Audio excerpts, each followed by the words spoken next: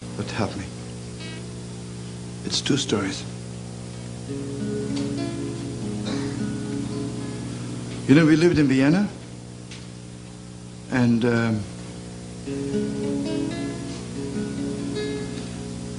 we left in 1939. In 1939, it was impossible to walk on the street for a Jew, because you just disappeared. So Shabbos morning, it was the custom, because my father was the rabbi of the city, that the people would come 6 in the morning, and from 6 to 8 it was okay. And then people would daven fast and go home.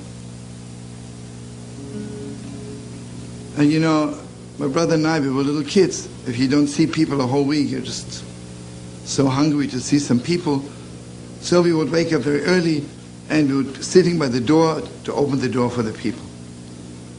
And they would hear a little knock, and the Yiddish would just go in fast, can't close the door fast enough. On Shabbos morning, give me harmony.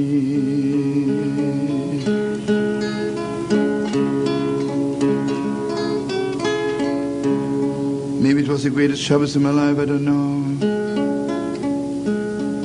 There was a knock on the door.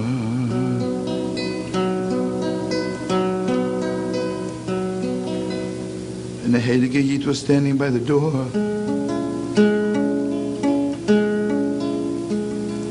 Not a tall Yidler, very fragile, little beard.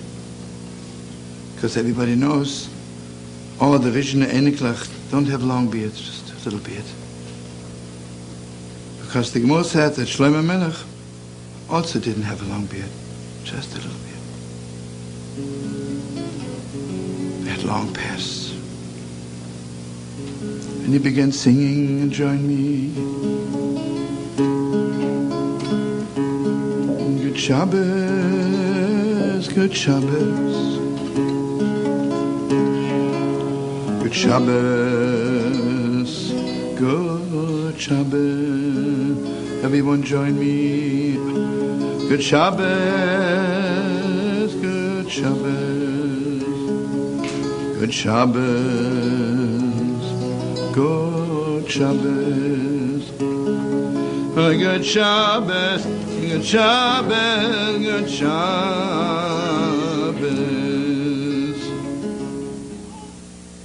He walked into the house, closed the door, but you could see he's not afraid of anything. Just a king. You know what the king is? Someone who has absolutely no fear. No fear. He walked up and down in the room and he sang the whole time. Good Shabbos, good Shabbos, good Shabbos, good Shabbos, good Shabbos, good Shabbos, good Shabbos. And then he began talking to me, but since he didn't want to interrupt the melody, and I realized later on, whenever he spoke, was his melody. He never stopped singing. He says to me, Wie azoi ruft men dich? What's your name? And wie azoi ruft men dich? God, was he shining. And I didn't want to interrupt the melody either. So he says, Ich heiss Shloime. And wie azoi ruft men ein. What's your name? So he said, my name is Moshele. Good Shabbos, good Shabbos.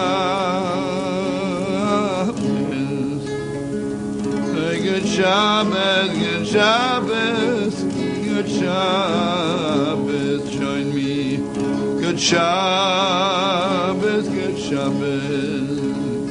Good Shabbos, good Shabbos, good Shabbos, good Shabbos, good Shabbos. Then finally all the people who were there, we davened. I didn't want to say anything bad. The chazan was davening fast.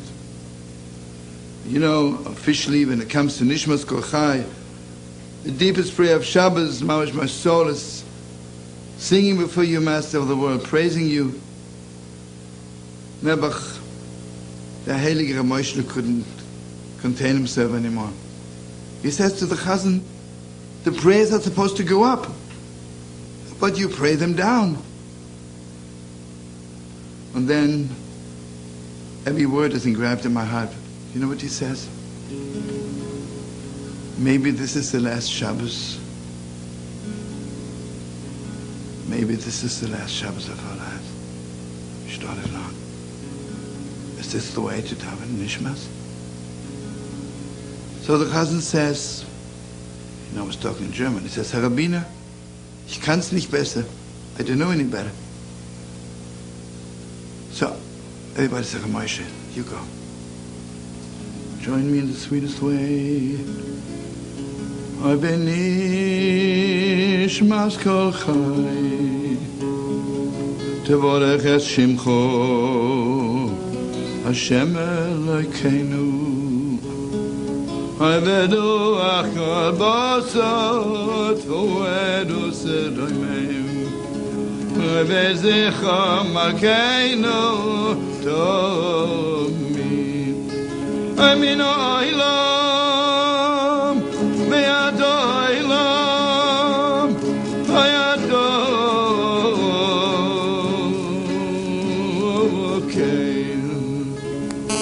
Mibalodecho Eilonu me'ebelech Avegoyen U'Mashiach Remember those words, Paide U'Matzil Ave Pai U'Matzil Mefanes Ave Yoineh U'Merachem Chol Esara V'Tzukah Elonu Melech Eloato The whole davening. And Yevon was so special. He, Mamish, took us out of space. Nobody looked at the watch. We finished davening about 11:30. Lighting. I want you to know this Heilige Rav Moshe changed my whole life.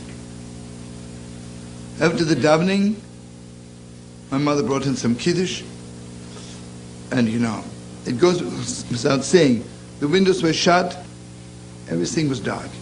They shouldn't see outside, and there are some people in there. Rav Moshe says, when I make kiddush, the windows have to be open. Because I want to tell the world it's Shabbos. So people say, Rav Moshe, the people on the street want to kill us. And it's beyond me what he answered, but it got so deep in my heart. He says, people on the street, they're the children of Esav, who was the son of Yitzchak. You know what happened to Esav? He forgot that there's Shabbos in the world. If I could only remind the world that there was Shabbos, they would stop with the hatred. He says, and the way he said, he says, if Uncle Esav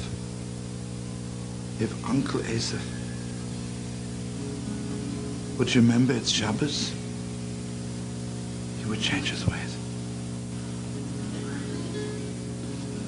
I want you to know Moshe Adam and Musaf.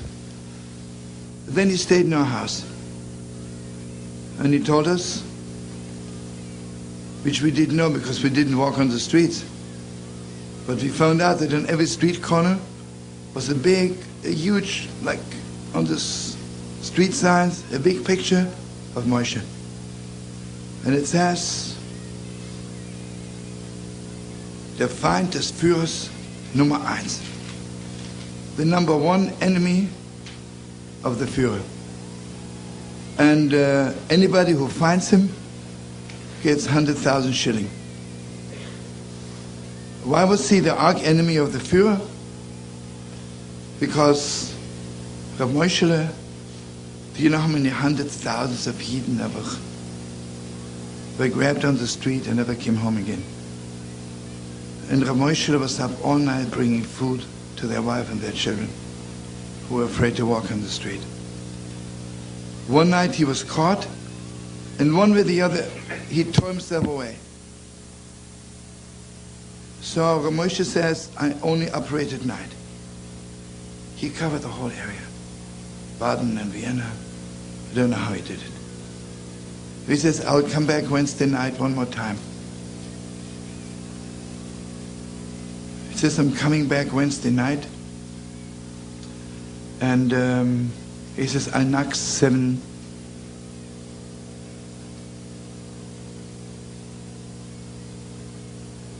I will knock 7 times the Kavod Shabbos. And just, like, I mean, he became my Rebbe forever. Forever. And Wednesday night, we couldn't fall asleep, my brother and I. 4 o'clock sharp. There was 7 knocks on the door. And most people only say good Shabbos on Shabbos, but not Rav Moshele. He was already preparing himself for something else. For the great Shabbos, which doesn't end with Havdalah. He opened the door and he was standing there again, mamash, b'simcha, without fear.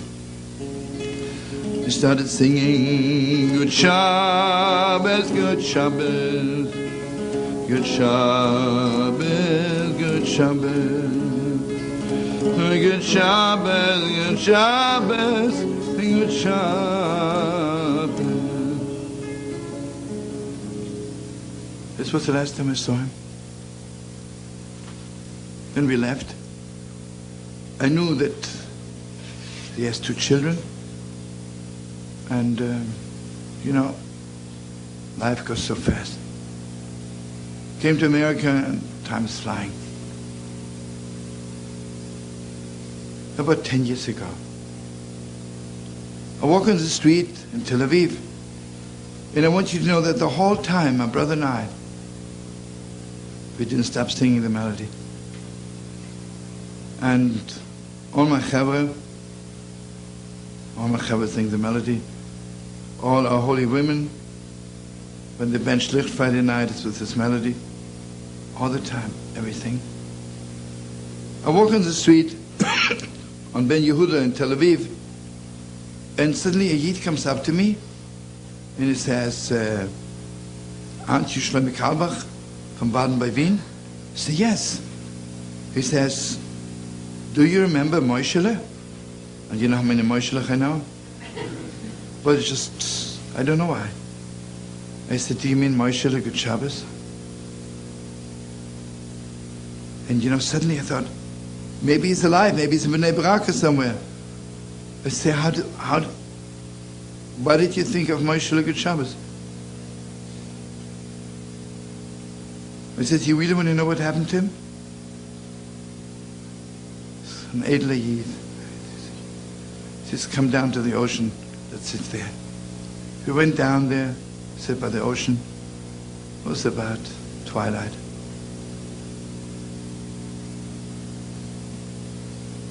Obviously he wants to tell me something heavy. From time to time I would look at the Yidler. God, was he crying? God, was he crying? Then he says to me, you really want to know what happened? I'll tell you. Rav Moshele got himself a false passport to go to England. And from there he had some papers to go to Israel. He's sitting ready on the train in a corner with his wife and 2 children. And I, he said, was sitting next to him. And the whole time his wife is begging him, Moshe, because he was singing though, he never stopped singing. She says to him, please, Moshe, just wait till we're out of Austria. The train slowly began to move. And he says, I have to sing Good Shabbos just one more time. He opened the window and he started singing Good Shabbos. You know, the train is moving slowly. And one of them noticed him.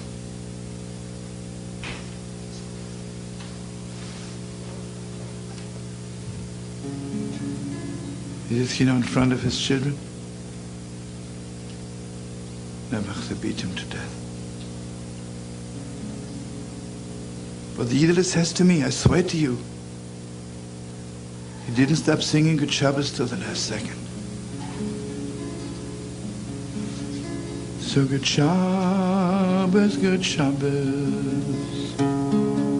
Good Shabbos, Good Shabbos. Good Shabbos, Good Shabbos, Good Shabbos. Okay, this Reb Moshe was the younger brother of the Heilige Kapitschnitzer, your uncle. And what can I say? It's not the end of the story.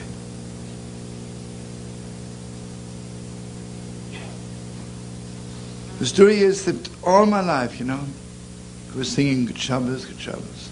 Nishmas Kochayo was singing.